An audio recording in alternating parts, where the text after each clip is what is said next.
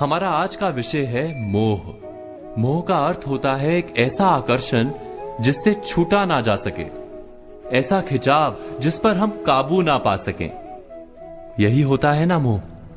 विवश होकर हम खींचे चले जाते हैं। कुछ प्राप्त करने के लिए हम अपना सब कुछ दांव पर लगा देते हैं।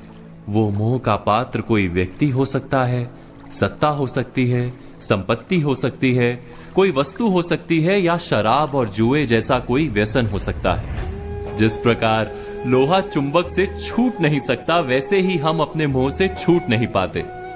और हम मानते हैं कि मोह केवल हमारे प्रेम का गहरा रूप है। क्या ये सत्य नहीं? क्या हम मोह को प्रेम ही नहीं समझते? और फिर भी विचारकों ने, संतों ने मोह से छूटने का उपदेश दिया है। ऐसा क्यों है? मोह और प्रेम में भेद क्या है?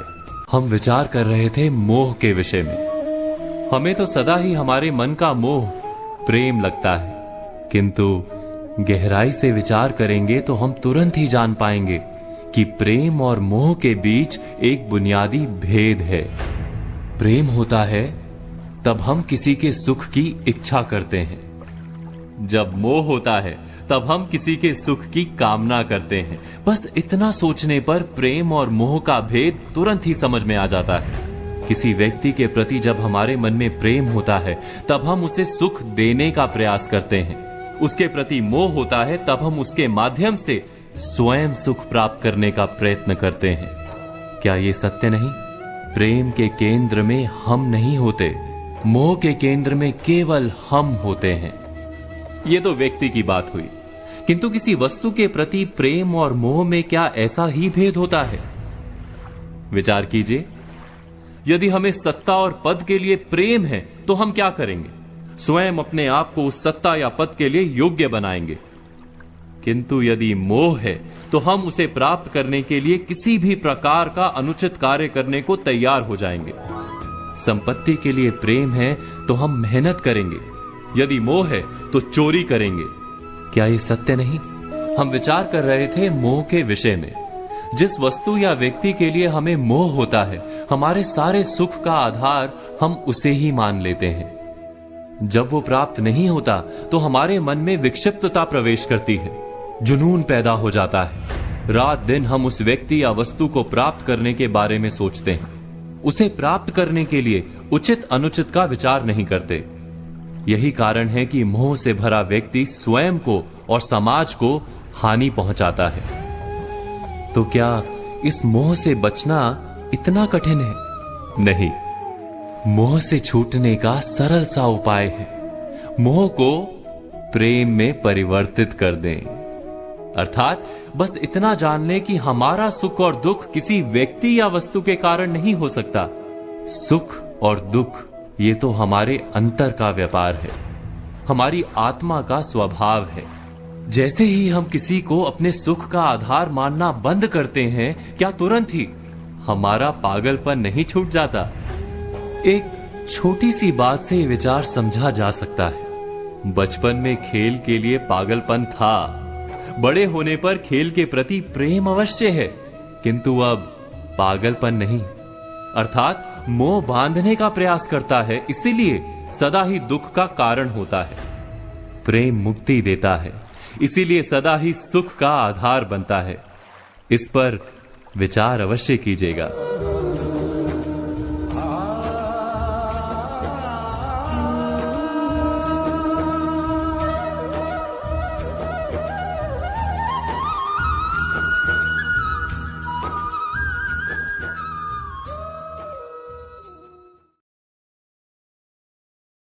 इच्छा, आशा, अपेक्षा, आकांक्षा, यही सब मानव समाज के चालक होते नहीं। यदि कोई आपसे पूछे कि आप कौन, तो आपका उत्तर क्या होगा? विचार कीजिए।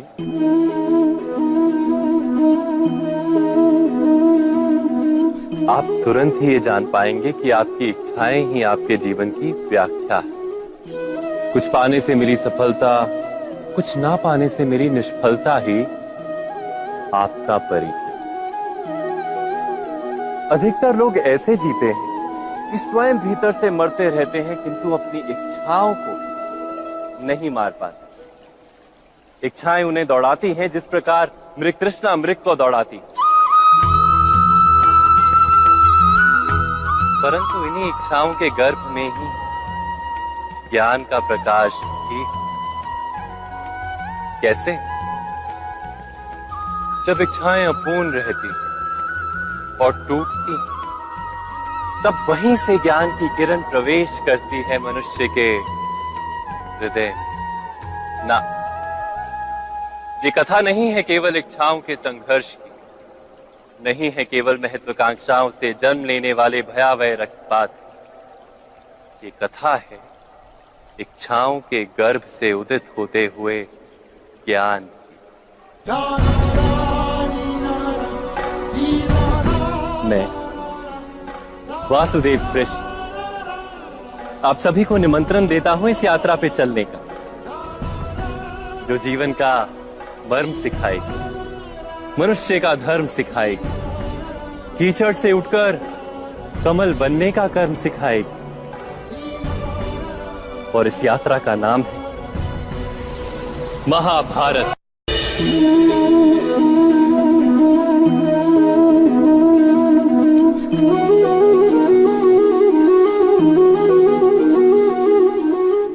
संतानों के भविष्य को सुख से भरने का प्रयत्न करना, यही हर माता पिता का प्रथम कर्तव्य होता है, जिन्हें आप इस संसार में लाए और जिनके कर्मों से ये जगत आपका भी परिचय पाएगा भविष्य में।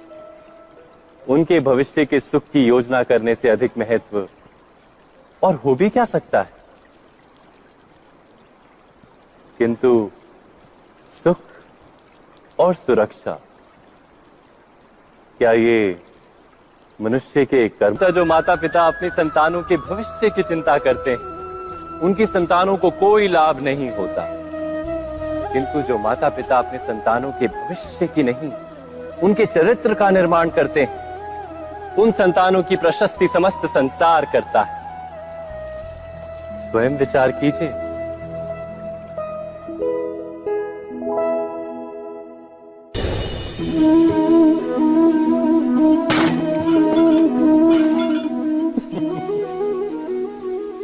कभी कभी कोई घटना मनुष्य के जीवन की सारी योजनाओं को तोड़ देती और मनुष्य उस आघात को अपने जीवन का केंद्र मान लेता। पर क्या भविष्य मनुष्य की योजनाओं के आधार पर निर्मित होते हैं? नहीं।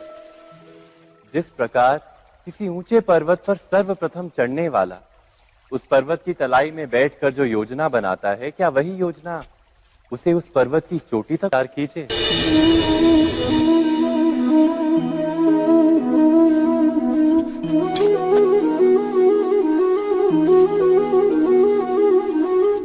भविष्य का दूसरा नाम है संघर्ष। हृदय में आज इच्छा होती है और यदि पूर्ण नहीं हो पाती तो हृदय भविष्य की योजना बनाता है। भविष्य में इच्छा पूर्ण होगी ऐसी कल्पना करता रहता है। किंतु जीवन ना तो भविष्य में है ना अतीत में। जीवन तो इस क्षण का नाम, अर्थात इस क्षण का अनुभव ही जीवन का अनुभव। पर हम ये जानते हुए भी इतना सा सत्य समझ नहीं पाते। या तो हम बीते हुए समय के स्मरणों को घेर कर बैठे रहते हैं, या फिर आने वाले समय के लिए हम योजनाएं बनाते रहते हैं। और जीवन जीवन बीत जाता है। एक सत्य यदि हम हृदय में उतार लें कि ना हम भविष्य देख सकते हैं, ना ही भविष्य निर्मित कर सकते हैं, हम तो केवल धैर्य और साहस के साथ भविष्य को आलिंगन दे सकते हैं, स्वागत कर सकते हैं भविष्य का। तो क्या जीवन का हर पल जीवन से नहीं भर जाएगा? स्वयं विचार कीजिए। पूर्वजों की इच्छा, आशा, महत्वाकांक्षा, क्रोध, बैर, प्रतिशोध, यही सब आने वाली पीढ़ी की धरोहर बनते हैं। माता पिता अपनी संतानों को देना तो चाहते हैं समस्त विश्व का सुख, पर देते हैं अपनी पीड़ाओं की संपत्ति। देना चाहते हैं अमृत, पर साथ ही साथ विष का घड़ा भी भर देते हैं। आप विचार कीजिए, आपने अपनी संतानों को क्या दिया आज तक?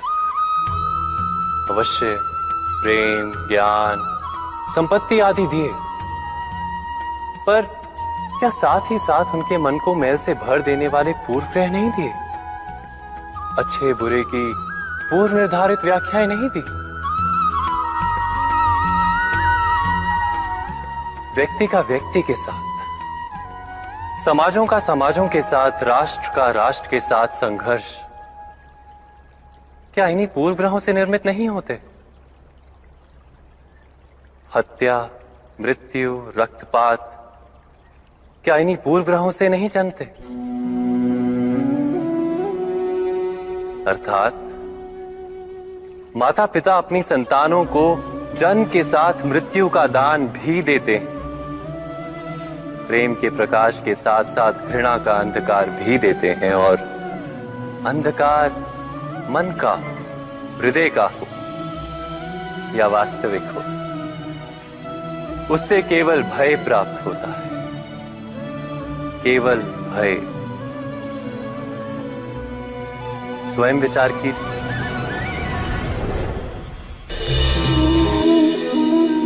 मनुष्य के हृदय में भय का साम्राज्य रहता है सदा।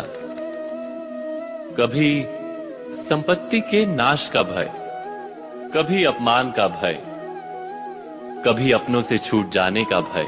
इसीलिए भय का होना सबको स्वाभाविक ही लगता है। क्या कभी विचार किया है, जो स्थिति अथवा वस्तु भय को जन्म देती है, क्या वहीं से वास्तव में दुख आता है?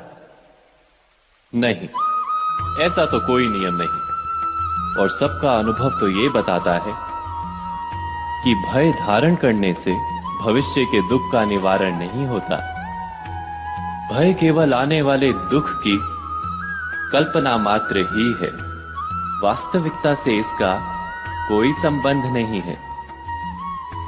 तो क्या ये जानते हुए भी कि भय कुछ और नहीं, केवल कल्पना मात्र ही है, इससे मुक्त होकर निर्भय बन पाना क्या बहुत कठिन है?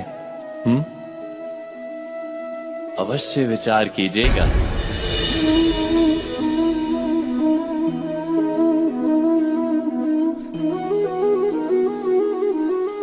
जगत में प्रत्येक व्यक्ति को किसी ना किसी प्रकार की निर्बलता अवश्य होती है। जैसे कोई बहुत तेजी से दौड़ नहीं पाता तो कोई अधिक भार नहीं उठा पाता, कोई असाध्य रोग से पीड़ित रहता है तो कोई पढ़े हुए पाठों को स्मरण में नहीं रख पाता। ऐसे अनेकों उदाहरण और भी हैं।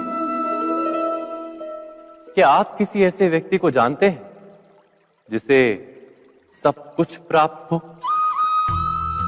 और हम जीवन की उस एक निर्बलता को जीवन का केंद्र मानकर जीते हैं? इस कारणवश हृदय में दुख और असंतोष रहता है सदा। निर्बलता मनुष्य को जन्म से अथवा संजोग से प्राप्त होती है, किंतु उस निर्बलता को मनुष्य का मन अपनी मर्यादा बना लेता है। किंतु कुछ व्यक्ति ऐसे भी होते हैं जो अपने पुरुषार्थ और श्रम से उस निर्बलता को पराजित कर देते हैं। क्या भेद है उनमें और अन्य लोगों में? क्या आपने कभी विचार किया है? सरल सा उत्तर है इसका। जो व्यक्ति निर्बलता से पराजित नहीं होता, जो पुरुषार्थ करने का साहस रखता है हृदय में, वो निर्बलता को पार कर जाता है। अर्थात निर्बलता अवश्य ईश्वर देता है, किंतु मर्यादा मनुष्य का मन ही निर्मित करता है। स्वयं विचार कीजिए।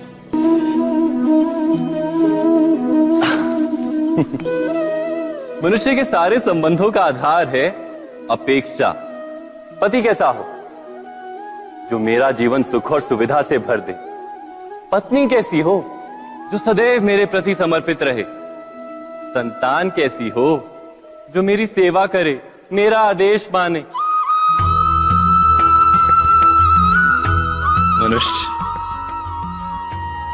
मनुष्य उसी को प्रेम भी कर पाता है जो उसकी अपेक्षा पूर्ण करता है, और अपेक्षा की तो नियति है भंग होना। कैसे? क्योंकि अपेक्षा मनुष्य के मस्तिष्क में जन्म लेती है। कोई अन्य व्यक्ति उसकी अपेक्षाओं के बारे में जान ही नहीं पाता।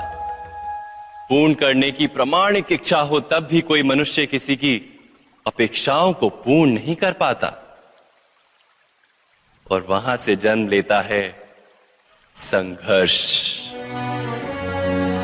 सारे संबंध संघर्ष में परिवर्तित हो जाते। पर मनुष्य अपेक्षा को संबंध का आधार ना बनाए और स्वीकार करे केवल संबंध का आधार, तो क्या ये जीवन स्वयमेव सुख और शांति से नहीं भर जाएगा? स्वयं विचार कीजिएगा।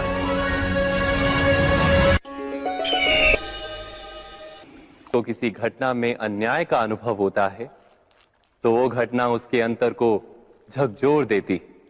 समस्त जगत उसे अपना शत्रु प्रतीत होता है।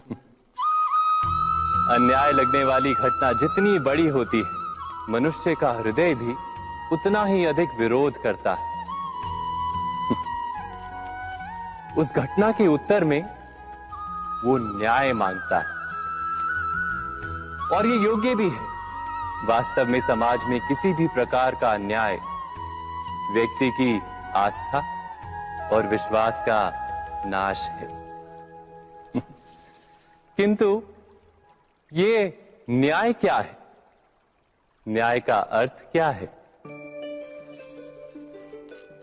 अन्याय करने वाले को अपने कार्य पर पश्चाताप हो, और अन्याय भुगतने वाले के मन में फिर से विश्वास जगे समाज के प्रति।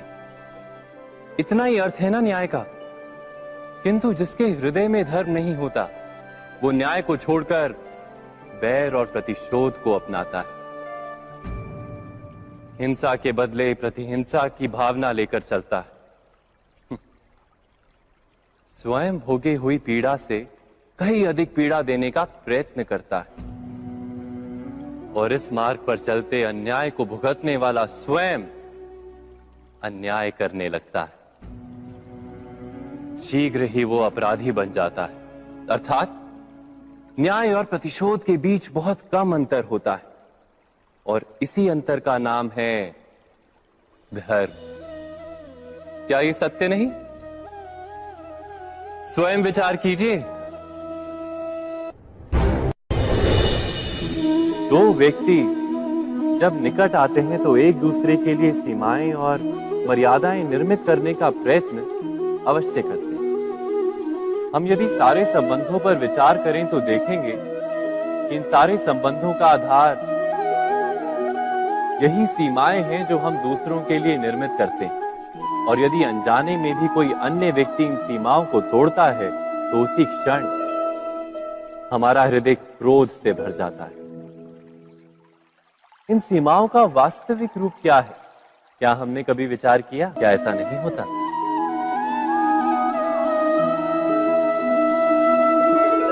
पर यदि एक दूसरे की स्वतंत्रता का सम्मान किया जाए तो किसी मर्यादाओं या सीमाओं की आवश्यकता ही नहीं होती।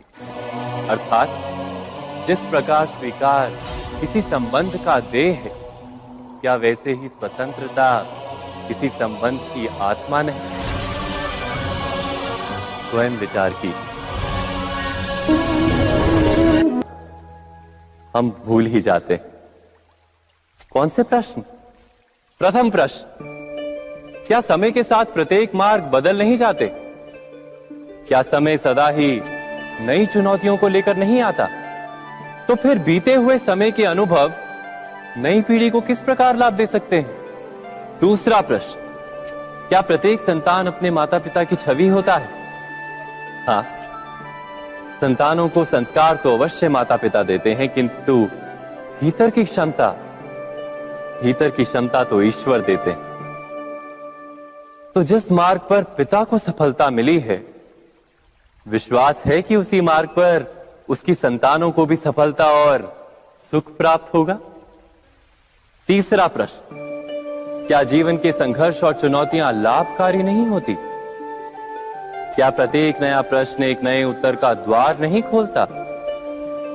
तो फिर संतानों को नए नए प्रश्नों, संघर्षों और चुनौतियों से दूर रखना, ये उनके लिए लाभ करना कहलाएगा या हानि पहुंचाना? अर्थात जिस प्रकार संतान के भविष्य का निर्माण करने के बदले उसके चरित्र का निर्माण करना श्रेष्ठ है, वैसे संतानों के जीवन का मार्ग निश्चित करने के बदले उन्हें नए संघर्षों के साथ जूझने के लिए मनोबल व ज्ञान देना अधिक लाभदायक नहीं होगा? स्वयं विचार कीजिए। सबके जीवन में ऐसा प्रसंग अवश्य आता है कि सत्य कहने का निश्चय होता है हृदय में, किंतु मुख से सत्य निकल नहीं पाता। कोई भय मन को घेर लेता है। किसी घटना अथवा प्रसंग के बारे में बात करना या फिर स्वयं से कोई भूल हो जाए उसके बारे में कुछ बोलना, क्या ये सत्य है? नहीं, ये तो केवल तथ्य है। अर्थात जैसा हुआ था वैसा केवल बोल देना सामान्य सी बात है। किंतु कभी कभी उस तथ्य को बोलते हुए भी भय लगता है। कदाचित किसी दूसरे की भावनाओं का विचार आता है मन, दूसरे को दुख होगा, ये भय भी शब्दों को रोकता है। तो ये सत्य क्या है? क्या हमने कभी विचार किया है? जब भय रहते हुए भी कोई तथ्य बोलता है तो वो सत्य कहलाता है। वास्तव में सत्य कुछ और नहीं, केवल निर्भयता का दूसरा नाम है।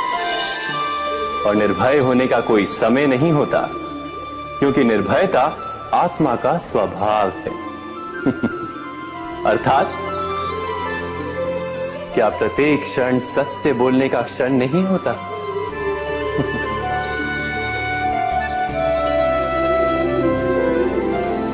स्वयं विचार कीजिए। जब भी किसी की आशा और इच्छा भंग होती है तो उसका हृदय क्रोध से भर जाता है। जिस व्यक्ति को वो अपना अपराधी समझता है उसे दंड देने का प्रयत्न करता है। पर क्या हमारी इच्छा या आशा का भंग होना क्या सदा ही किसी का अपराध होता है? इच्छाओं के अपूर्ण रहने के तो कई कारण हो सकते हैं। कुछ तो संजोग के कारण अधूरी रह जाती हैं और कुछ नियति के कारण। और कभी कभी इच्छाओं का स्वरूप ही ऐसा होता है कि वो पूर्ण नहीं हो पाती। बिना परिस्थिति पर विचार किए किसी को अपराधी मान लेना न्याय नहीं, प्रतिशोध है। न्याय का आधार तो दया है, करुणा है, और प्रतिशोध का आधार क्रोध, अहंकार। अर्थात हृदय में करुणा धारण किए बिना किसी के अपराध के विषय में विचार करना, किसी को दंड देना, क्या अपने आप में ही अन्याय नहीं? स्वयं विचार कीजिए।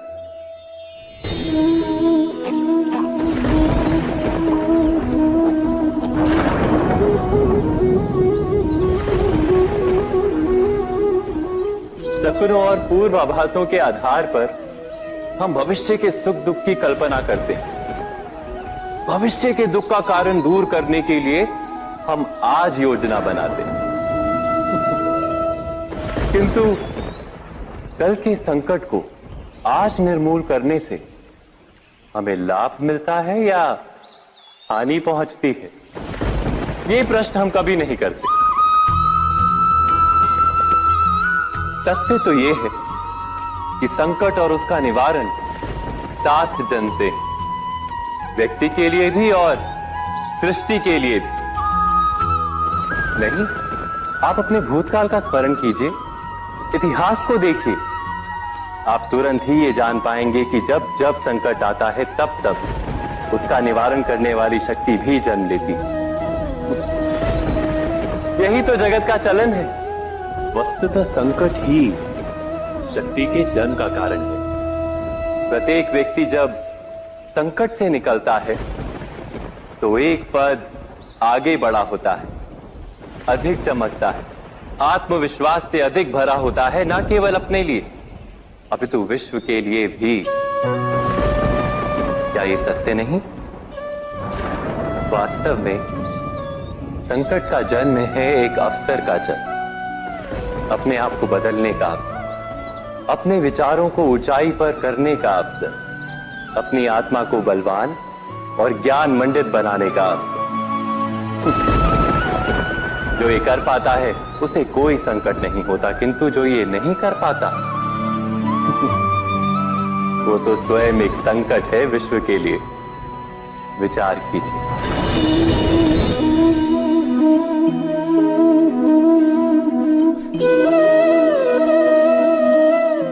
परंपरा में धर्म बसता है और परंपराएं ही धर्म को संभालने का कार्य करती हैं, ये सत्य है।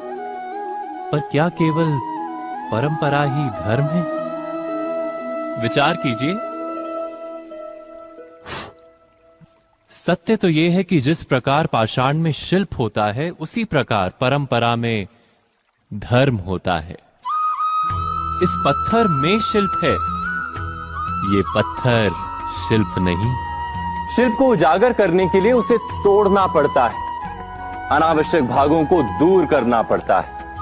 ठीक उसी प्रकार परंपराओं में धर्म ढूंढना पड़ता है। जिस प्रकार इंद्र पूजा की परंपरा को तोड़कर गोवर्धन पूजा का धर्म ना ढूंढा जाता, तो यादवों को उनकी मुक्ति का मार्ग नहीं मिल पाता। अर्थात परंपरा को पूर्णता छोड़ देने वाला धर्म से वंचित रह जाता है और परंपरा का अंध अनुकरण करने वाला भी धर्म को प्राप्त नहीं कर पाता। कहते हैं हंस के पास नीर क्षीर विवेक होता है, दूध में मिले पानी को छोड़कर केवल दूध ही ग्रहण करता है। तो क्या सच्चा धर्म प्राप्त करने के लिए हृदय में ज्ञान से जन्मा विवेक आवश्यक है? और ऐसे विवेक के बिना जिसे धर्म मान भी लिया जाए, जो वास्तव में धर्म ना भी हो, ऐसा भी तो हो सकता है। स्वयं विचार कीजिएगा।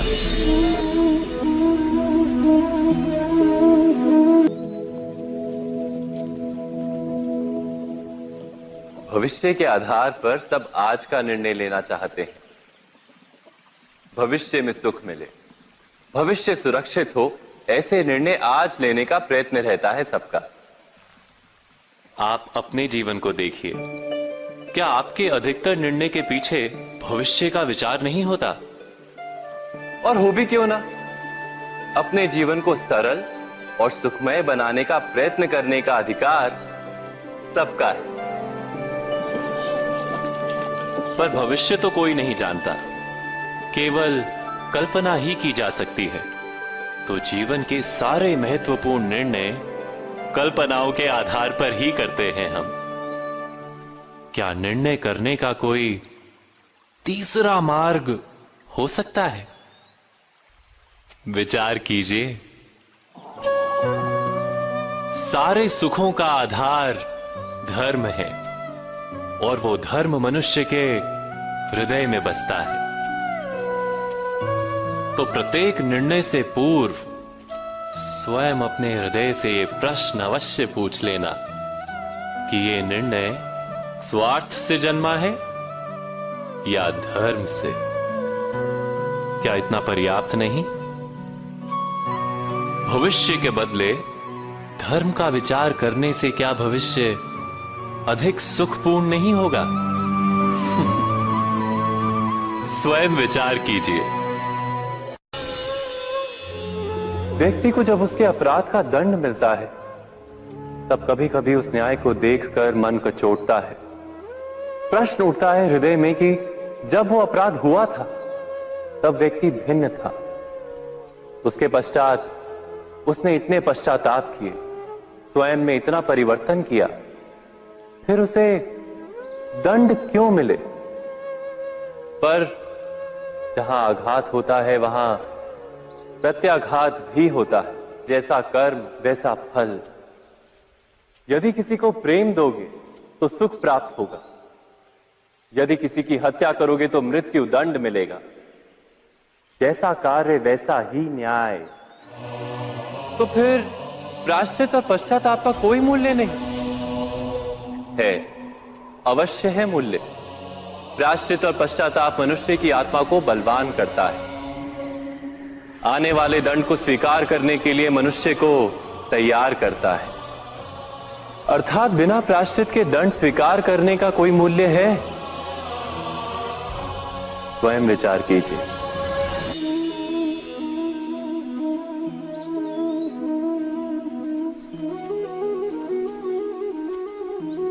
जब अपने किसी अच्छे कार्य के उत्तर में दुख प्राप्त होता है अथवा किसी को उसके दुष्ट कार्य में सुख मिलता है तो मन अवश्य ये विचार करता है कि अच्छा कार्य करने का, धर्म के मार्ग पर चलने का तात्पर्य क्या है। पर दुष्ट आत्मा को क्या प्राप्त होता है ये भी देखिए। दुष्टता करने वाला हृदय सदा चंचल रहता है, अकुलाता रहता है। मन में सदा नए नए संघर्ष उत्पन्न होते हैं। अविश्वास उसे जीवन भर दौड़ाता है। क्या ये सुख? जबकि धर्म पे चलने वाले, अच्छा कार्य करने वाले, सच्चरित्र व्यक्ति का हृदय शांत रहता है। परिस्थितियां उसके जीवन के सुख में बाधा नहीं बनती। समाज में सम्मान और मन में संतोष रहता है सदा। अर्थात अच्छा बर्ताव भविष्य में किसी सुख का मार्ग नहीं। अच्छा बर्ताव स्वयं सुख, अथवा बुरा बर्ताव भविष्य में किसी दुख का मार्ग नहीं। अधर्म उसी क्षण दुख उत्पन्न करता है। धर्म से सुख नहीं, धर्म स्वयं।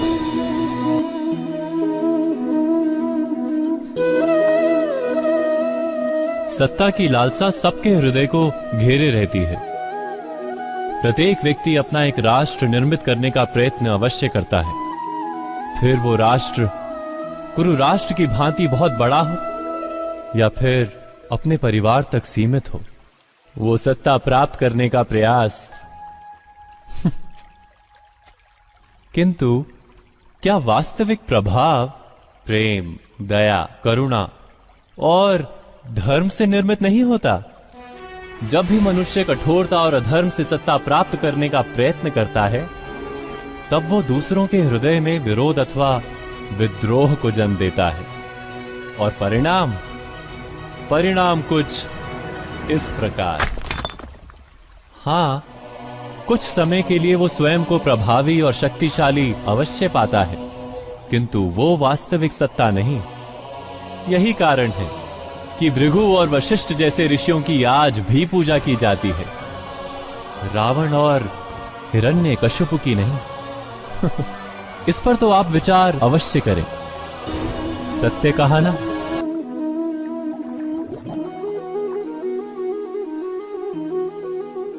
इस संसार में आने वाला प्रत्येक बालक संपूर्णतः संस्कार रहित होता है। उसके अंतर पर ना किसी अच्छे संस्कार के चिन्ह अंकित होते हैं, ना ही बुरे संस्कार के। अर्थात जन्म से बालक में ना कोई गुण होता है और ना ही कोई दोष। तो ये दोष अथवा गुण किस प्रकार प्राप्त होते हैं? क्या हमने कभी विचार किया है? जो बात माता पिता के मुख से निरंतर सुनी जाती है वही बात उनकी संतानों के हृदय का संस्कार बनती है। जैसे किसी गांव में नदी तट तक एक पगडंडी बन जाती है केवल उस मार्ग पर बार बार चलने के कारण। अर्थात माता पिता के हृदय की इच्छाएं उनकी संतानों के हृदय का दोष अथवा गुण बनकर जन्म लेती हैं। क्या ये सत्य नहीं? पर फिर भी जब उनकी संतानों में कोई दोष दिखाई देता है तो माता पिता आश्चर्य और दुख से भर जाते। माता पिता का हृदय ये प्रश्न करता है कि उनकी संतानों में ये कुसंस्कार आए कहां से। सत्य तो यही है कि माता पिता अपनी संतानों को अनजाने में ही कुसंस्कार के बीज दे देते हैं, जो उनके संतानों की हृदय भूमि पर कुसंस्कार का वृक्ष बनकर उगता है। अर्थात अपनी संतानों को सुसंस्कारी और धर्ममय बनाने की आशा रखने वाले प्रत्येक माता पिता को प्रथम अपने हृदय की इच्छाओं पर अंकुश रखना क्या अनिवार्य नहीं?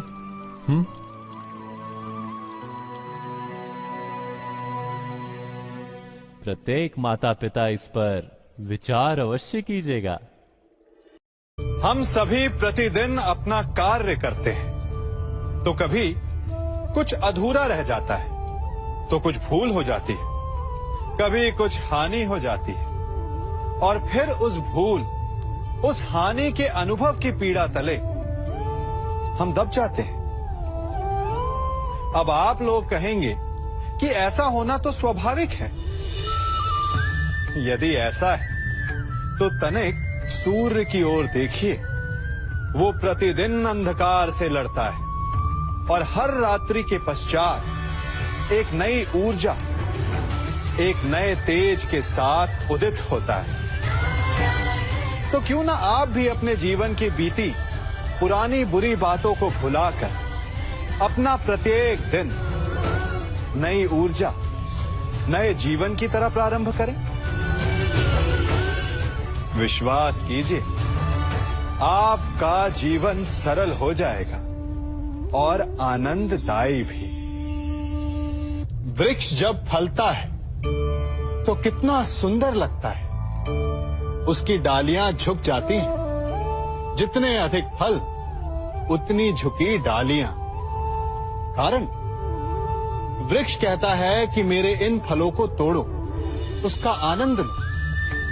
इससे एक ओर हमें वृक्ष के मीठे फल खाने को मिलते हैं, तो दूसरी ओर वृक्ष के स्वयं का बोझ कम हो जाता है। इसी भांति यदि आप सफल हैं तो अहंकारी मत बनिए, विनम्र रहिए।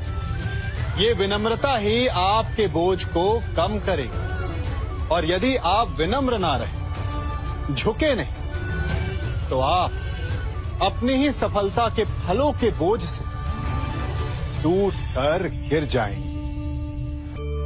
समय बदलता है, ऋतुएं बदलती हैं। जब गर्मियां होती हैं तो हम उलाना करते हैं कि बड़ी गर्मी है, बारिशें कब आएंगी। और जब बारिश आती है तब हम कहते हैं कि बड़ा चिपचिप, सर्दियां कब आएंगी। और जब सर्दियां आती हैं तब हम गर्मी की प्रतीक्षा करने लगते हैं। और इसी कारण हम किसी भी ऋतु का आनंद नहीं उठा पाते। कल क्या होगा इसके विषय में सोचकर अपना समय व्यर्थ करना बंद कीजिए। ऋतुओं पर आपका कोई वश नहीं, परंतु आज के, अभी के इस पल पर, इस क्षण पर आपका वश तो है। उसे जीना सीखिए, उसका आनंद उठाना सीखिए। सबके मन का सबसे बड़ा भय क्या है? सबसे बड़ा लालच क्या है? सबसे बड़ी चिंता क्या है? तनिक विचारिए। सबके मन का सबसे बड़ा भय, सबसे बड़ी चिंता है मृत्यु। सभी सोचते हैं, सभी भय खाते हैं कि कहीं मृत्यु ना आ जाए। सभी लालच करते हैं कि कुछ दिन और जीने को मिल जाए।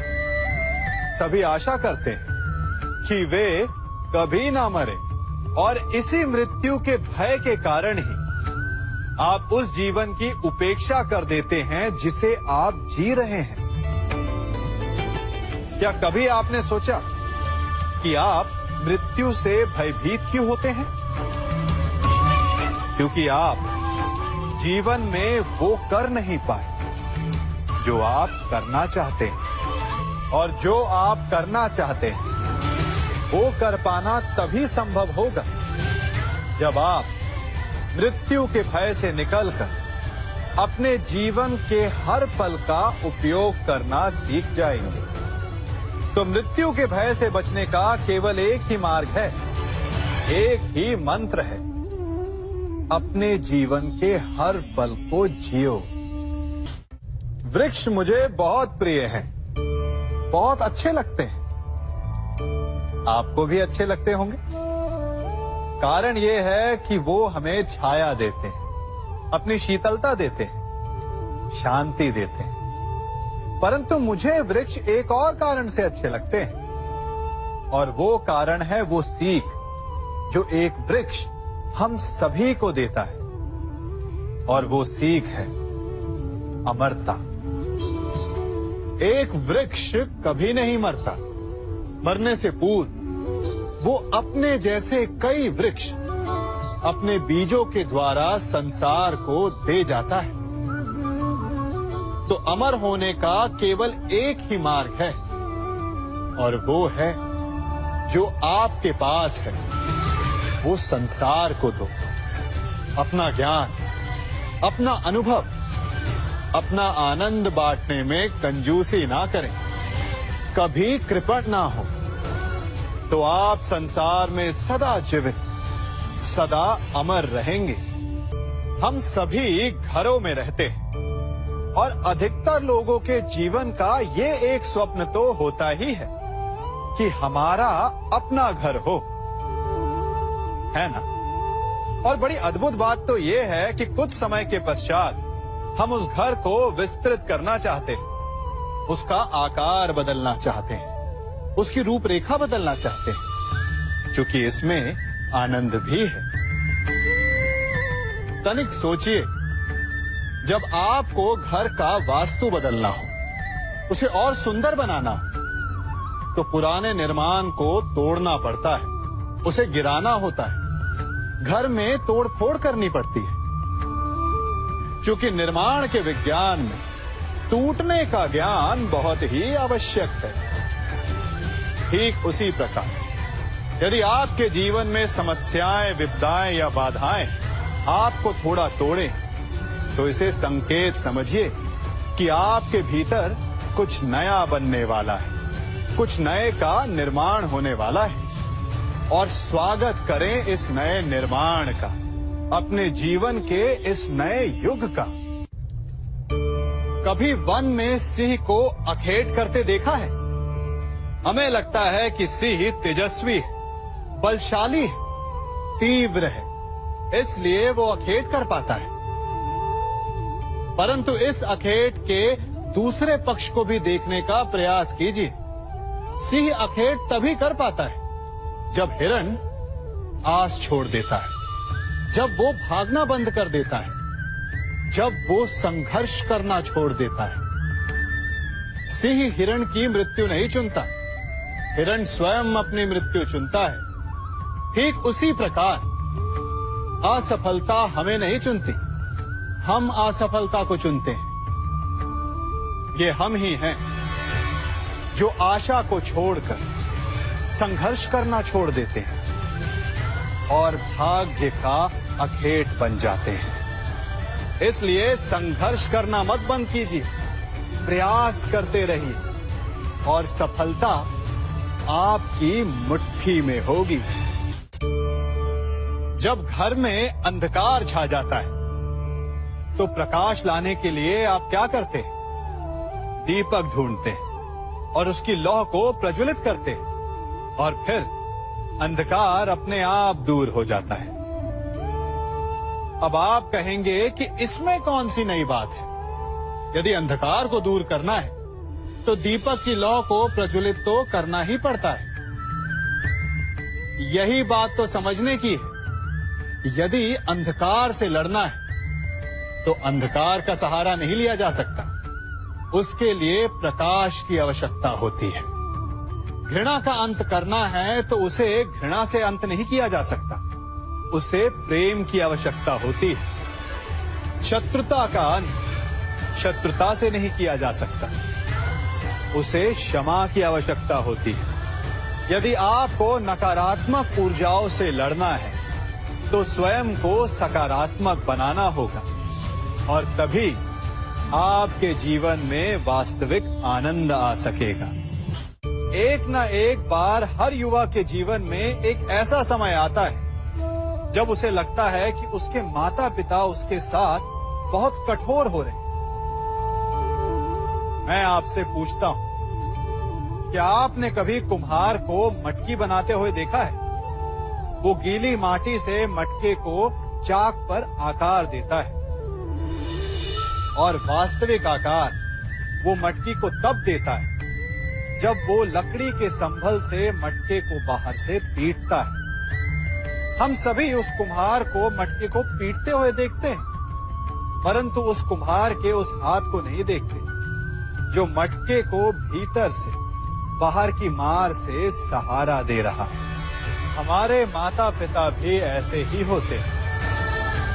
अपनी संतान के भले के लिए, उसके भविष्य को आकार देने के लिए कभी कभी वो कठोरता को भी अपनाते हैं। आप केवल उनकी कठोरता को मत देखिए, उस संभल को भी देखिए जिसने आपको भीतर तक से संभाल कर रखा है। आप जानते हैं कि मैं क्या कर रहा हूं? मैं प्रतीक्षा कर रहा हूं कि कब इस वृक्ष पर फल लगेंगे और मैं उन मीठे फलों के रस को चख पाऊंगा। हंसी आ गई ना आपको? आप भी सोच रहे होंगे कि भला कौन सा मूर्ख बबूल के पेड़ को बोकर आम खाने की इच्छा रखता है। यदि कांटे बोए हैं तो फल नहीं, कांटे ही मिलेंगे।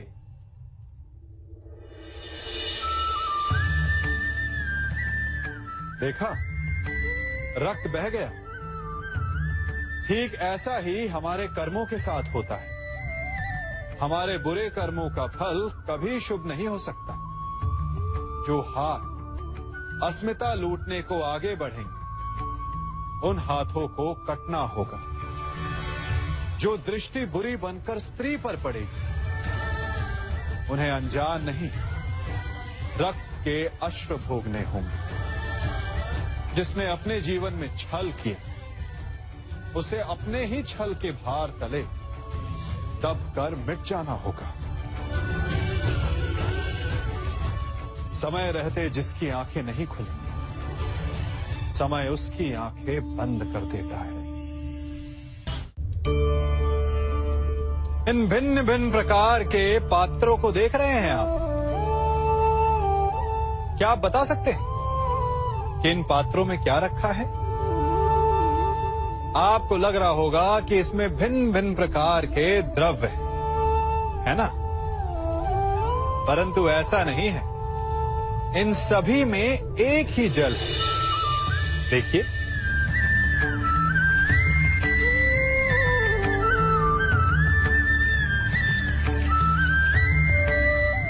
परंतु ये भिन्न भिन्न लगते हैं क्योंकि जिसमें ये जल रखा है उसके रंग को परिभाषित करता है।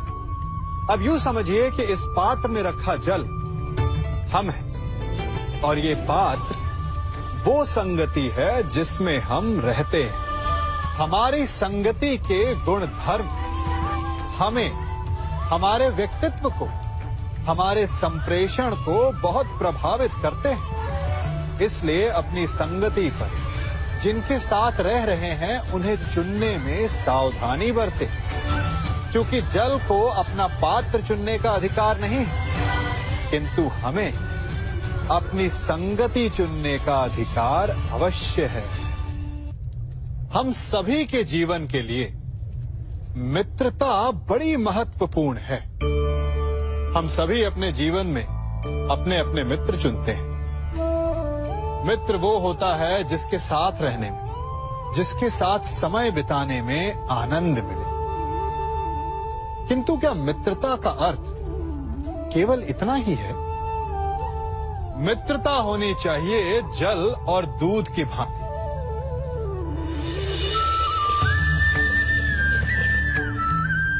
जो एक साथ सदा मिल जाते हैं, एक आकार हो जाते हैं। जब दूध उबलता है तो जल भाप बनकर उड़ता है ताकि दूध का अस्तित्व बना रहे। जब ये मिश्रण उफनता है तब दूध पात्र से पहले गिरता है ताकि वो जल को बचा सके। मित्रता भी इसी प्रकार होती है, किंतु यदि दूध में तनिक भी खटास आ जाए तो वो दूध को फाड़ देती है। ठीक इसी प्रकार यदि मित्रता में संदेह आ जाए तो वो मित्रता को समाप्त कर देता है। इसलिए मित्र बनाएं, किंतु झूठे संदेह से सावधान रहें। जब सागर का जल वाष्प बनकर उड़ता है तब वो हमें दिखाई नहीं देता। मेघ उस जल को अपने भीतर छिपा लेते हैं, लंबी यात्रा करते हैं, प्रयास करते हैं कि वो जल सदा उनके भीतर छिपा रहे। परंतु जब वायु का वेग उन्हें उड़ाकर किसी पर्वत से ले जाकर के टकरा देता है तब उन मेघों को बरसना ही पड़ता है, क्योंकि यही नियति है, यही प्रकृति है। क्योंकि जल को सागर में जाकर मिलना ही है। ठीक ऐसा ही हमारे साथ भी होता है। हम सत्य को अपने मन के मेघों में चाहे जितना छिपाने का प्रयास कर लें, परंतु समय की आंधी उसे वास्तविकता के पर्वत से ले जाकर के टकराकर हमारे समक्ष ले ही आती है। जिस भय के कारण आप सत्य को सामने नहीं लेकर आना चाहते, एक दिन वही भय हमारे समक्ष आकर खड़ा हो जाता है और फिर हम लाचार हो जाते हैं, क्योंकि हमने उस भय का सामना करने की तैयारी नहीं की होती। इसलिए सत्य से भागे नहीं, उसे छिपाए भी नहीं, उसे स्वीकार करें। भविष्य की बड़ी विपत्ति से बच जाएंगे। वृक्ष से टूटकर गिरे पत्ते को तो आप सभी ने देखा होगा। वो कुछ ही देर में मुरझा जाता है, पीला पड़ जाता है, सूख जाता है। वायु का वेग उसे उड़ाकर कहीं और ले जाता है, पैरों तले पिसता है, वर्षा के जल में गलता है। तो क्या यही अंत है? नहीं। इसके पश्चात क्या होता है वो विचारणीय है। एक पत्ता गलकर, सूखकर, पिसकर उसके अवशेष धरती में रिसते हैं और खाद बनते हैं, और उसके पश्चात वो खाद पेड़ की जड़ों में जाकर मिल जाता है और नवजीवन देता है एक और नए पत्ते को। अर्थात कहीं भी, कभी भी, कुछ भी ना अयोग्य होता है, ना बेकार होता है। इसलिए कुछ नष्ट हो जाने की चिंता करे बिना उसे आप समाज के हित में लगा दीजिए। विश्वास कीजिए, वो वस्तु, वो प्रयास कभी नष्ट नहीं होगा। कंकड़ों से बचने के लिए हम पदवेश पहनते हैं, भिन्न प्रकार के जूते पहनते हैं, और अच्छे जूते पहनकर कांटों के मार्ग पर चलना सरल हो जाता है। परंतु जब ये कंकड़, जब ये कांटे हमारे जूतों में होते हैं तो सरल मार्ग पर चलना भी कठिन हो जाता है। ठीक इसी प्रकार ये कंकड़, ये कांटे हमारे मन में होते हैं। ये कंकड़, ये कांटे होते हैं हमारा अतीत, जिसके भय के कारण हम उसे वर्तमान में स्वीकारना नहीं चाहते। कदाचित इसीलिए हमारे अतीत को भूत कहा गया है, क्योंकि एक भूत की भांति हमारा अतीत हमारा पीछा नहीं छोड़ता। इसलिए अपने अतीत के भयावह घटनाओं से भागे नहीं, उसे स्वीकारें। विश्वास कीजिए, आपका जीवन सरल हो जाएगा।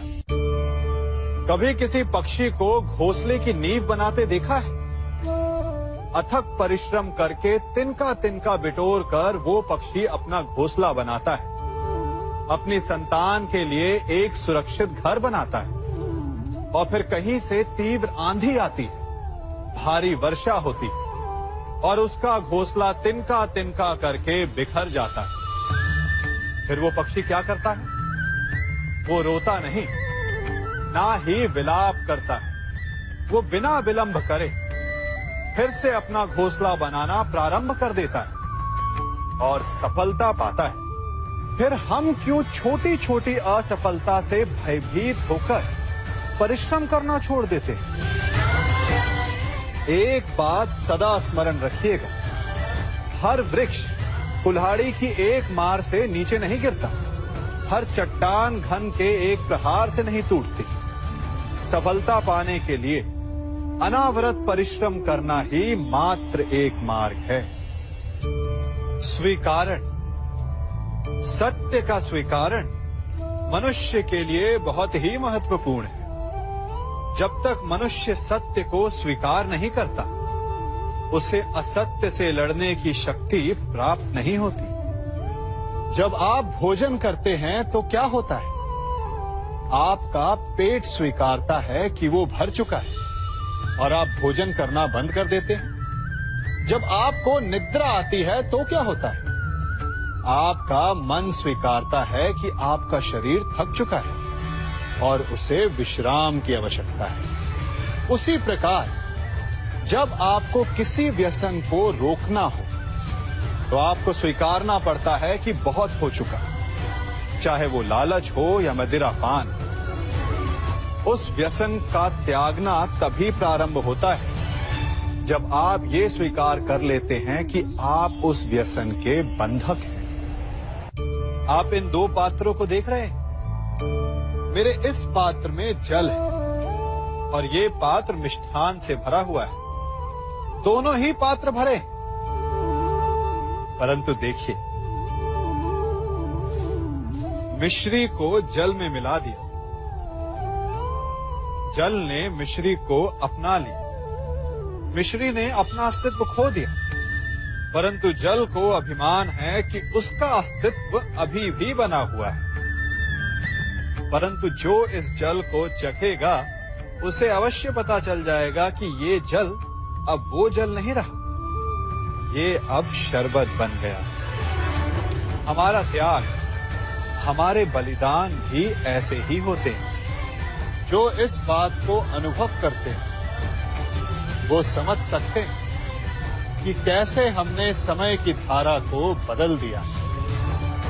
जो बलिदान देते हैं उनका अस्तित्व कभी नष्ट नहीं होता, अपितु उनका बलिदान संसार में कुछ ना कुछ परिवर्तन अवश्य लाता है। हम सभी कभी ना कभी, कहीं ना कहीं अपने जीवन में यात्रा अवश्य करते हैं। हमारी यात्रा में कभी पक्के रास्ते आते हैं तो कभी कच्चे रास्ते। पक्के रास्ते मनुष्य बनाता है और कच्चे रास्ते जानते हैं कैसे बनते हैं? चलते चलते बन जाते हैं। जब लोग एक स्थान से जाते हैं तो पैरों के दबाव से नीचे की घास कुचल जाती है। बार बार उस मार्ग से जाने से धीरे धीरे मार्ग स्वतः ही बन जाता है। और यही जीवन है, यही नियति है। जब आपके जीवन में आपको मार्ग ना मिले तो रुकिए नहीं, आगे बढ़ते रहिए और आपके पैरों के दबाव से मार्ग स्वतः ही बन जाएगा। हम सभी अपने जीवन में सफलता चाहते हैं, है ना? उसके लिए हम रात दिन परिश्रम करते हैं, कड़ी मेहनत करते हैं, परंतु फिर भी असफल हो जाते हैं। परंतु ऐसा क्यों होता है? कभी सोचा आप सबने? क्योंकि सफलता पाने का मंत्र बड़ा कठिन नहीं, बड़ा सरल है। उचित विचार, उचित समय, उचित स्थान पर उचित प्रहार।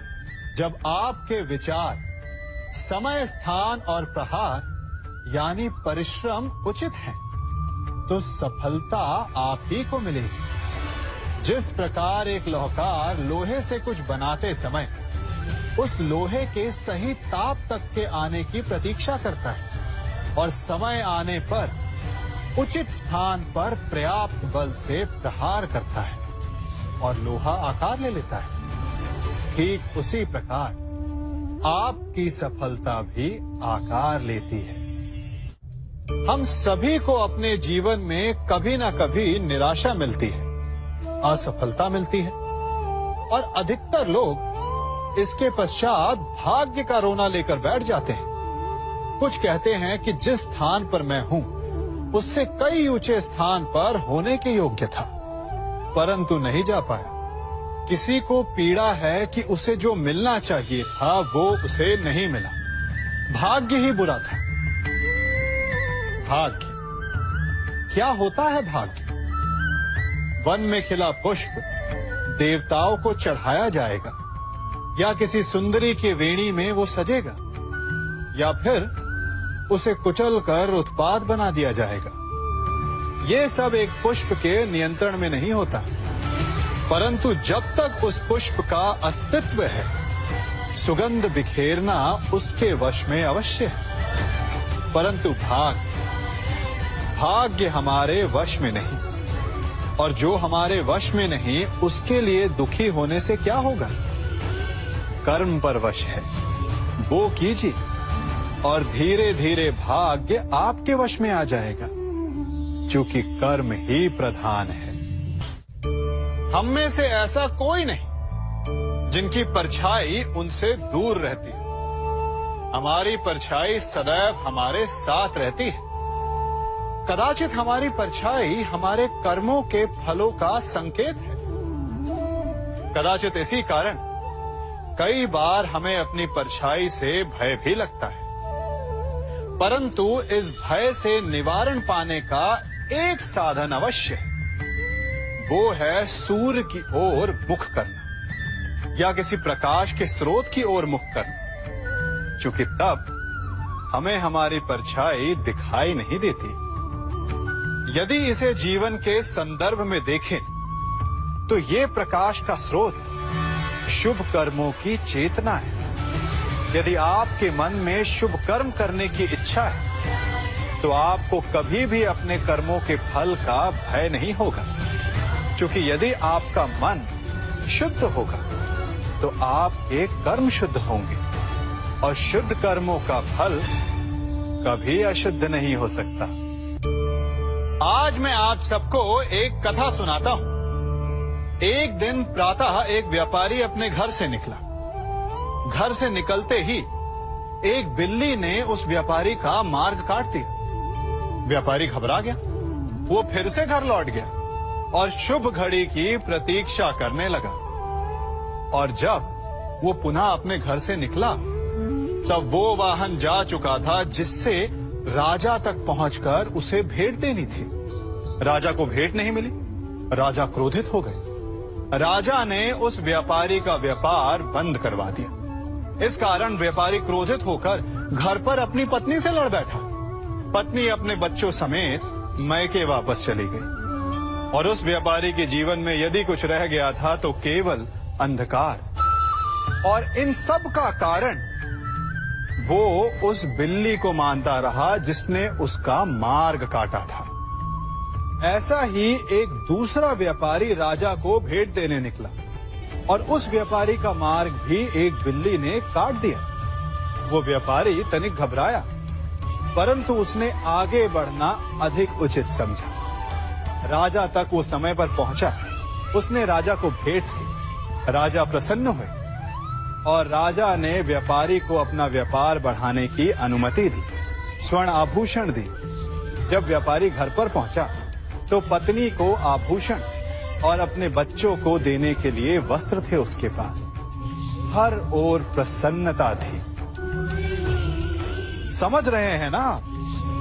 दोनों के साथ एक ही प्रकार की घटना हुई, परंतु दोनों की प्रतिक्रिया भिन्न थी। ऐसा ही हमारा जीवन भी है। हमारे जीवन में प्रारब्ध का अपना स्थान है, परंतु उससे कई अधिक महत्वपूर्ण हमारी प्रतिक्रिया, हमारे सोच का प्रभाव है, क्योंकि यही हमारे जीवन को आकार देते हैं। इसलिए अपनी सोच को सकारात्मक रखिए। आपका जीवन सदैव आनंदमय रहेगा। कभी किसी सुरंग से बाहर निकले हैं आप? कैसा ना भूल पाने वाला अनुभव होता है ना? कितना भयावह अनुभव होता है। मानो हर पल ऐसा लग रहा होता है कि यदि इस सुरंग में बंद हो गए तो क्या होगा, कैसे निकलेंगे इस सुरंग से। सर्वत्र अंधकार होता है। परंतु यदि आप ध्यान से उस सुरंग के मुखाने पर देखें तो वहां सदा प्रकाश होता है, और उस प्रकाश तक वही पहुंच पाता है जो सुरंग की छोर तक पहुंच पाए। और ऐसा ही हमारा जीवन भी है। इसी प्रकार कई बार हम स्वयं को निराशा की सुरंग में पाते हैं, जहां बाहर जाने का मार्ग नहीं सूझता। मानो जैसे जीवन आनंद सब समाप्त हो जाएगा। परंतु ऐसी परिस्थिति में ठीक उस सुरंग की भांति इस निराशा को समाप्त करने वाला आशा का प्रकाश उसे ही मिलता है जो निरंतर आगे बढ़ता रहे। यदि आपके जीवन में कभी भी निराशा आए, कोई भी समस्या आए, तो उसका समाधान है निरंतर प्रयत्न करते रहना। प्रयत्न करते रहिए, आपको सफलता अवश्य मिलेगी। कभी आप ब्रह्म मुहूर्त में जगे, जगकर देखिए, संध्या होने के पश्चात जब रात्रि का अंधकार सारे संसार को धीरे धीरे अपने अंधकार में निगलने लगता है, तो यही अंधकार ब्रह्म मुहूर्त में भोर होने से ठीक पूर्व तनिक अधिक काला हो जाता है। कुछ समझे? हमारा जीवन भी कुछ ऐसा ही होता है। जब हमारे जीवन की समस्याएं अपने अंत पर होती है, तो यही समस्याएं एक भीषण रूप लेकर हमारे समक्ष प्रस्तुत हो जाती है, और ऐसे परिस्थिति में अधिकतर लोग हार मान जाते हैं, भय खा जाते हैं। परंतु यदि आप हार न माने, भय न खाएं, दृढ़ रहें, निरंतर आगे बढ़ते रहें, तो प्रकाश के रूप में हमारा स्वागत करने के लिए सूर्य उदय सदा हमारे समक्ष प्रस्तुत रहेगा। आपने बरगद के वृक्ष को देखा है, जितना विशाल उतना दृढ़। पतझड़ में वो सूख जाते हैं, परंतु दुर्बल नहीं होते, टूटकर गिरते नहीं। और उसके विपरीत दलदल में उपजे वृक्षों को देखिए, वो दिखने में तो बड़े होते हैं, पतझड़ आए या शीत सदा हरे भरे होते हैं, परंतु इतने दुर्बल होते हैं कि जलधारा के हल्के से वेग से वो गिर जाते हैं। परंतु ऐसा क्यों होता है? कारण है जड़ें। जिसकी जड़ें दृढ़ भूमि में है, वो हर चक्रवात, हर ऋतुओं को सह लेता है, और जिसकी जड़ें दलदल में है, वो स्वयं की जड़ों को दुर्बल बना लेता है। कुछ ऐसा ही मनुष्य भी होता है, जो अधर्म, कुकर्म और असत्य की धरा पर उपजा है। वो समय की एक मार भी नहीं सह पाता, और जो मनुष्य सत्य, धर्म की धरा पर उपजा है, वो हर समस्या से अविचलित हो जाता है। अब आप पर निर्भर करता है कि आप क्या बनना चाहते हैं। हमारे जीवन में मित्र और शत्रु बड़ा महत्व रखते हैं। यदि गंभीरता से सोचा जाए तो ऐसा कोई क्षण नहीं जब हम अपने मित्रों के बारे में ना सोचते हो या फिर अपने शत्रुओं के बारे में। हमारा हर कार्य या तो हमारे मित्रों के हित के लिए होता है या फिर हमारे शत्रुओं के अहित के लिए। हम हर स्थान या तो अपने मित्रों के साथ होते हैं या फिर अपने शत्रुओं के साथ। कोई नहीं चाहता कि उनका शत्रु प्रसन्न रहे। हर कोई अपने शत्रु को नष्ट कर देना चाहता है, और ऐसा करने के लिए वो हर संभव प्रयास करता है। उसे आर्थिक, मानसिक और शारीरिक हानि पहुंचाने का प्रयास करता है। परंतु यदि मैं आज आपको ऐसा मंत्र सिखाऊं जिससे आप अपने शत्रु को सदा के लिए नष्ट कर दे तो, और वो मंत्र है मित्र बनाना। अपने सभी शत्रुओं को अपना मित्र बना लीजिए। और आपके सारे शत्रु स्वतः ही समाप्त हो जाएंगे। मैं क्या कर रहा हूं? मैं दिए प्रज्वलित कर रहा हूं ताकि अंधकार को मिटा सकूं। अब आप कहेंगे कि इसमें कौन सी बड़ी बात है ना?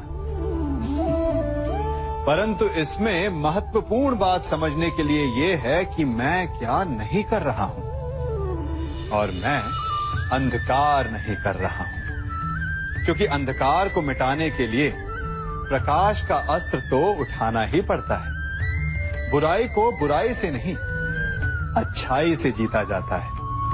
अन्याय को अन्याय से नहीं, न्याय से लड़ा जाता है। क्रोध को क्रोध से नहीं, क्षमा का साथ लेना होता है। ठीक उसी प्रकार एक लोहा लोहे को काटता है, परंतु एक ठंडा लोहा ही गर्म लोहे को काट सकता है। इसलिए यदि आपको अपने जीवन में विजयी होना है तो अपने शस्त्रों को, अपने अस्त्रों को सोच समझ कर उठाइए, क्योंकि एक अनुचित सोच परिणाम पर भारी प्रभाव डाल सकती है। आप सब सोच रहे होंगे कि ये क्या मैं करने लगा। मैं इस पौधे को जड़ से उखाड़ रहा हूं। आश्चर्य हो रहा है ना कि एक पौधे को उखाड़ना या काटना ना केवल एक अपराध है अपितु पाप भी है। तो फिर मुझे ऐसा करने की क्या आवश्यकता पड़ गई? क्योंकि कई बार विनाश ही सृजन तक पहुंचाता है। यदि नया भवन बनाना हो तो पुराने भवन को गिराना पड़ता है। व्यवस्था को परिवर्तित करने के लिए क्रांति लानी पड़ती है। और उसी प्रकार यदि किसी वृक्ष या किसी पौधे की जड़ों में घुन लग जाए या उसका मूल सड़ जाए तो उसे जड़ से उखाड़ देना ही श्रेयस्कर होता है, ताकि उस स्थल पर नए पौधे उपज सके। युद्ध करना पर्याय नहीं, परंतु कभी कभी शांति के लिए युद्ध करना आवश्यक हो जाता है। संसार में सबसे श्रेष्ठ क्या है? फूल या कांटे, प्रेम या घृणा, संपन्नता या दरिद्रता, मित्र या शत्रु? बताइए। अब आप भी कहेंगे कि भला ये कोई पूछने की बात हुई? अवश्य, फूल, प्रेम, संपन्नता और मित्र ही श्रेष्ठ है। परंतु क्या आपने अपने जीवन में कभी सोचा है कि हर एक भाव, हर एक वस्तु, हर एक घटना का एक गुण धर्म होता है? त्वचा पर जलन करने वाले फूलों से अधिक श्रेष्ठ वो कांटे हैं जिनसे आप अपने घर की बाढ़ बनाते हैं ताकि वन्य पशु आपके भीतर ना आ सके। वो प्रेम श्रेष्ठ नहीं जो आपको अंधा, लोभी, पक्षपाती बनाते। वो घृणा श्रेष्ठ है जो आपको नया मार्ग दिखाते। वो संपन्नता श्रेष्ठ नहीं जो आपको कृपण बनाते, मद्दांध बनाते। वो दरिद्रता श्रेष्ठ है जो आपको जीवन में परिश्रम करने की शिक्षा दे। कुविचार देने वाले, बुरा मार्ग दिखाने वाले मित्रों से अधिक श्रेष्ठ वो शत्रु होते हैं जो हमें जीवन का लक्ष्य देते। इसलिए अपने जीवन में हर वस्तु, हर भाव, हर घटना के गुण धर्म को पहचानिए और उसके पश्चात अपना चयन कीजिए। स्वर्ण, हम सभी को अपने जीवन में स्वर्ण से कभी ना कभी कुछ ना कुछ थोड़ा या अधिक मोह होता ही है ना? परंतु क्या आपने कभी सोचा कि स्वर्ण को प्राप्त कैसे किया जाता है? जब भूमिगत खदानों से स्वर्ण को निकाला जाता है तब वो एक पाषाण की भांति होता है। ऐसा पाषाण जिससे आप किसी को भी मार सकते हैं, परंतु उसे आभूषण के रूप में स्वयं के शरीर पर धारण नहीं कर सकते। यदि उसे आभूषण बनाना है तो उसे लंबी यात्राएं करनी होती है। उस पाषाण को पिघलना होता है। सोनार के हथौड़ी की अनेकों चोटें खानी पड़ती है। फिर काट छाट और उसके पश्चात जाकर वो ऐसा आभूषण बनता है जो हमें वर्षों तक, सदियों तक लुभाता रहता है। इसलिए यदि आपको समय पर विजय पानी है तो स्वयं के निर्माण पर समय देना होगा। हम सभी सुनते आए हैं कि जो वीर होता है, साहसी होता है, शौर्यवान होता है, उसके समक्ष सारा संसार झुकता है। वीर भोग्य वसुंधर। परंतु वीरता है क्या? शौर्य क्या है? साहस क्या है? साहस युद्ध नहीं, वीरता विजय नहीं, शौर्य कभी ना गिरना नहीं। साहस किसी चुनौती के समक्ष खड़े होने का भाव है, तो वीरता उस चुनौती को उत्तर देने के लिए पूर्ण परिश्रम लगा देना है। और शौर्य का अर्थ है गिरकर फिर से उठने का साहस रखना, बार बार प्रहार करके वीरता दिखाना, निरंतर प्रयास करते रहना, निरंतर परिश्रम करते रहना। इसलिए विजयी होने से अधिक महत्वपूर्ण है शौर्यवान होना, क्योंकि जो शौर्यवान है उसे विजय मिलना निश्चित है। हम सभी बचपन से ये सुनते आए हैं कि अच्छे मित्र हमारे जीवन को पूर्णतः परिवर्तित कर सकते हैं, है ना? अच्छे मित्र, परंतु कौन? जिनसे आप प्रश्न पूछें और वो मित्र बिना किसी पक्षपात के, भय रहित होकर, बिना किसी लालच के आपको उचित उत्तर दे। परंतु सबके समक्ष ये समस्या आ जाती है कि आज के समय में ऐसे मित्र मिलना दुर्लभ है, वो तो होते ही नहीं।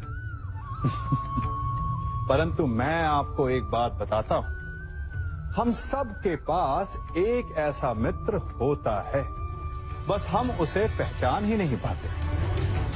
वो है दर्पण। दर्पण के समक्ष खड़े होकर आप स्वयं से पूछिए कि यदि आज आपका अंतिम दिन होता तो क्या आप वही करते जो आप कर रहे थे? आपको उत्तर मिले या ना मिले, परंतु आपकी दिशा अवश्य बदलेगी। इसलिए आपसे अतिरिक्त आपका सबसे घनिष्ठ मित्र, सबसे अच्छा मित्र और कोई नहीं। हम सभी अपने जीवन में कोई ना कोई कार्य करते हैं। कार्य करते हैं तो थकान की अनुभूति होती है, और यदि थकान ना उतरे तो कार्य करने का मन नहीं करता। हम आशा करते हैं कि कदाचित एक दिन में 24 के स्थान पर 26 घंटे होते तो आराम करने के लिए हमें और अधिक समय मिल जाता। हमें ऐसा अनुभव होता है कि हम बहुत अधिक कार्य कर रहे हैं, है ना? परंतु क्या आपने कभी सोचा है कि जो लोग संसार में सफल हैं, उनके पास भी सफल होने के लिए दिन में केवल 24 घंटे थे, तो फिर वो सफल क्यों है? इसका एक छोटा सा रहस्य है। वो कार्य चुनते हैं जो उन्हें प्रिय है, जिसे करने में उन्हें आनंद आता है। उन्हें लगता ही नहीं कि वो कार्य कर रहे हैं, उन्हें लगता है कि वो प्रतिपल आनंद मना रहे हैं। और जब आप आनंद मनाते हो तो थकान कैसी? इसलिए यदि आप जीवन में कोई भी कार्य करें तो वो आपके मन को भाना चाहिए, या जो कार्य आप कर रहे हैं उसे अपने मन को भा देने दो। सफलता आपको मिलेगी। हमारा शरीर प्रकृति का एक महान आविष्कार है। इससे जटिल संरचना संसार में और कोई नहीं। हमारा शरीर जितना जटिल है, यदि इसे ठीक से जाना जाए तो इससे अधिक सरल ज्ञान देने वाला और कोई नहीं। हमारे शरीर में 5 इंद्रियां होती हैं जो हमें भाव, गुण और वस्तुओं का बोध कराती हैं। हमारे पास आंखें हैं, नाक है, स्पर्श के लिए त्वचा है, कान है और जीभा है। सबका भिन्न भिन्न कार्य है। आंखों से देखना, कानों से सुनना, नथनों से श्वास लेना, त्वचा से स्पर्श करना और जीवा से स्वाद लेना। परंतु क्या आपने कभी सोचा कि प्रकृति ने हमें 2 आंखें दी, 2 नथुएं दी, 2 कान दी, स्पर्श के लिए ये पूरा शरीर दिया, परंतु जीवा केवल 1 दी? ऐसा क्यों? क्योंकि प्रकृति चाहती है कि हम देखें अधिक, सुने अधिक और ज्ञान अधिक अर्जित करें, बोले कम। क्योंकि अधिक वाचाल नाश को निमंत्रण देता है। स्मरण रखिएगा, सागर तो आप सभी ने देखा होगा, बाहर से कितना उन्मुक्त और भीतर से कितना शांत। उसकी बलशाली लहरों को देखकर ऐसा लगता है कि मानो वो सब कुछ चूर चूर कर देगी, परंतु उसके गर्भ में ना जाने कितने अनदेखे अनजान जीव पलते हैं। उसके भीतर मोती मुक्ता जन्म लेता है। सागर एक है, परंतु उस सागर को लेकर के हमारी प्रकृति भिन्न भिन्न होती है। कोई उसमें तैरता है तो कोई उसकी लहरों का आस्वादन करता है, कोई उसमें अपने पांव भिगोता है तो कोई उसके भीतर जाकर मोती मुक्ता बाहर ले आता है, तो कोई तट पर बैठकर सागर की लहरों को निहारता है, कोई उसमें जीवन का आरंभ देखता है तो कोई उसमें अपने जीवन का अंत देखता है। सागर एक है, परंतु हमारी प्रकृति के अनुसार सागर की प्रकृति भी बदल जाती है। इसी प्रकार जीवन है सबके लिए समान, परंतु उस जीवन में आपको प्रसन्नता देखनी है, प्रसन्नता पानी है, या आपको पाना है अवसाद, ये आप पर निर्भर करता है। कभी आप ब्रह्म मुहूर्त में जगे हैं? जगकर आकाश की ओर देखेंगे तो पाएंगे कि भोर होने से ठीक पूर्व रात्रि तनिक अधिक घनी हो जाती है। अर्थात जब समस्याएं अपनी चरम सीमा पर होती है तो उनका हल निकट होता है, परंतु जो इस अंधकार से हार जाता है वो इस अंधकार में डूब जाता है, और जो संघर्ष करता है वो उस अंधकार से उभर आता है। सदैव स्मरण रखिएगा, अंत चाहे कितना भी अंधकारमय क्यों ना हो, उसके पश्चात एक नया आरंभ फूटता है, एक नया उदय होता है। चक्रवात के पश्चात जो शांति छाती है, उसके पश्चात प्रारंभ होता है शुभ जीवन का, शुभ भविष्य का, शुभ नव प्रारंभ का। कहा जाता है कि मनुष्य योनि सभी योनियों में श्रेष्ठ है, उत्तम है। क्यों?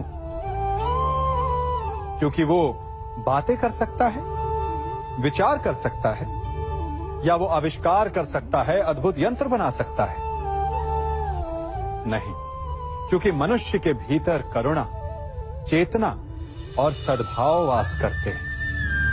सामान्यतः हर प्राणी योनियों की 4 उद्देश्य होते हैं: सोना, अपनी भूख मिटाना, अपना क्षेत्र बनाना और संतान की उत्पत्ति करना। किंतु मनुष्य योनि श्रेष्ठ इसलिए है क्योंकि अपनी भूख मिटाने के साथ साथ वो प्रयास करता है कि औरों की भूख भी मिटे, सब लोग मिलजुल कर विकास करें।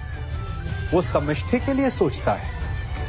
अपने आप चरना तो पशु की प्रवृत्ति होती है, परंतु दूसरे के लिए स्वयं का बलिदान कर देना, दूसरे के दुख को समझने की करुणा, यही प्रवृत्ति एक मनुष्य को भिन्न बनाती है। जिस दिन मनुष्य के भीतर करुणा लुप्त हो जाएगी, उस दिन वो मनुष्य सामान्य पशु बनकर रह जाएगा।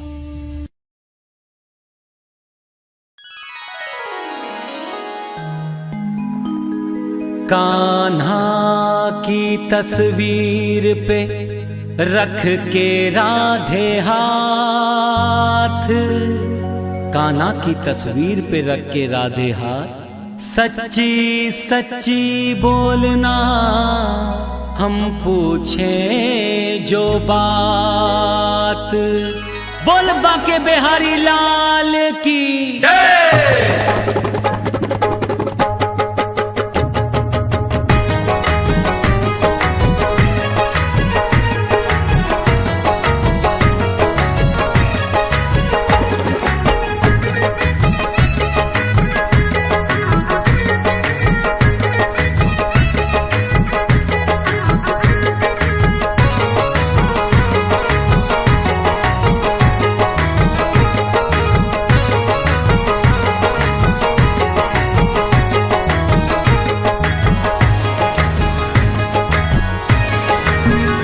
राधा रानी हमें भी बता दे जरा, राधा रानी हमें भी बता दे जरा, तेरा दीवाना कैसे हुआ सावरा।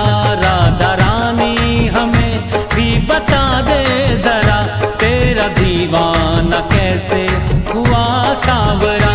राधे राधे राधे राधे रटे हर घड़ी बावरा, राधे राधे रटे हर घड़ी बावरा, तेरा दीवाना कैसे हुआ सावरा। राधा रानी हमें भी बता दे जरा, तेरा दीवाना कैसे हुआ सावरा, तेरा दीवाना कैसे हुआ सावरा।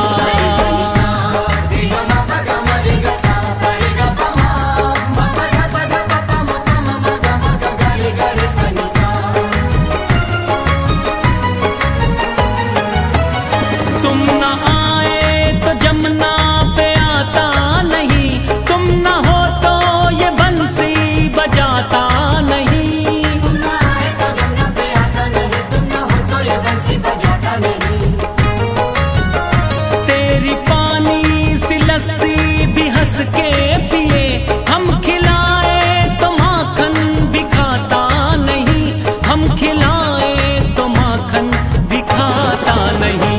जादू टोना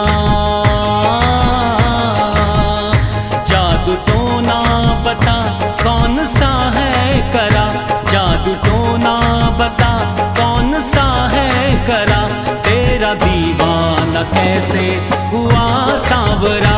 राधा रानी हमें भी बता दे जरा, तेरा दीवाना कैसे हुआ सावरा, तेरा दीवाना कैसे हुआ सावरा।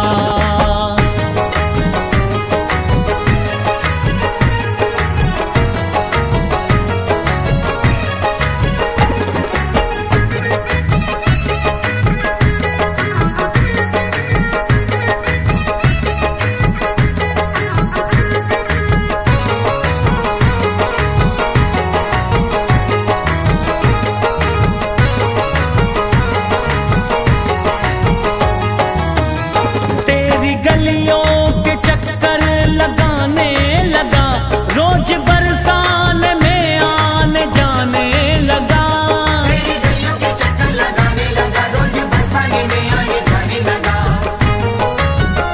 चूड़ी वाली कभी मेहंदी वाली, कभी रूप निस दिन नए ये बनाने लगा, रूप निस दिन नए ये बनाने लगा।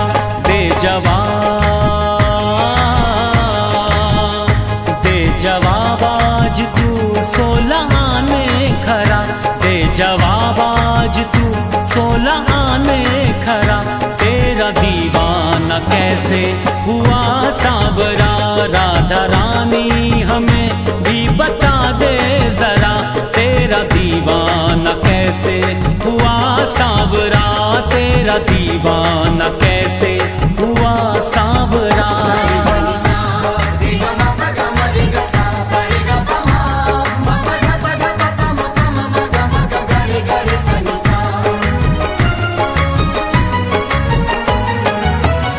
कल तलक जो चरण जीत का मीत था, जो निभाता सदा प्रीत की रीत था, कल तलक जो चरण जीत का मीत था, जो निभाता सदा प्रीत की रीत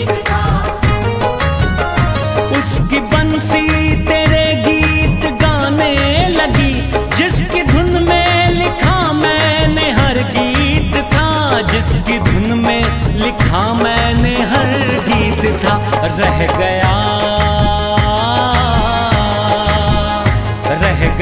प्रेम मेरा धरा का धरा, रह गया प्रेम मेरा धरा का धरा।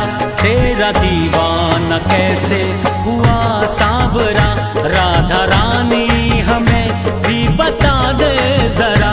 तेरा दीवाना कैसे हुआ सांवरा, तेरा दीवाना